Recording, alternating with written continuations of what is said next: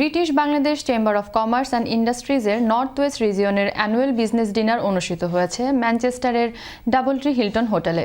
বিস্তারিত জানাচ্ছেন আমাদের নর্থ ইংল্যান্ডের বিশেষ প্রতিনিধি সৈয়দ সাদেক আহমেদ।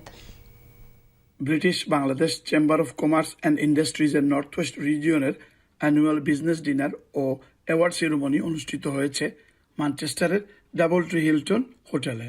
সংগঠনের জেনারেল সেক্রেটারি আব্দুল মালিক আহাদের সঞ্চালনায় স্বাগত বক্তব্য রাখেন বিসিসিআই নর্থ ওয়েস্ট রিজিয়নের president Mizanur Rahman Mizan. British Bangladesh chamber of কমার্সের পক্ষ থেকে আমরা সবাইকে অভিনন্দন জানাই। পাশাপাশি আমরা মনে করি যে আপনারা আমাদের চেম্বারের সাথে সম্পৃক্ত হন, ব্রিটিশ বাংলাদেশের সাথে ব্যবসা বা লিঙ্ক করার জন্য এটা প্ল্যাটফর্ম। প্রধান অতিথি হিসেবে বক্তব্য রাখেন ম্যানচেস্টারের সহকারী হাই কমিশনার জুবায়েদ হোসেন।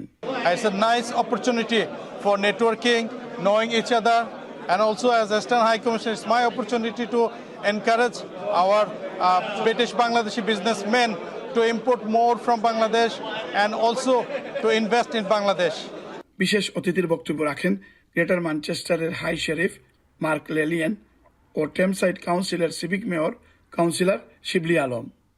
বক্তব্য রাখেন মোজাহিদ খান ডিএল, সাইদুর রহমান রেনু, মুহিব চৌধুরী, ওয়ালি তসরুদ্দিন এমবিই, মুসলেউদ্দিন ও মাহতাব মিয়া সহ সংগঠনের নেতৃবৃন্দ।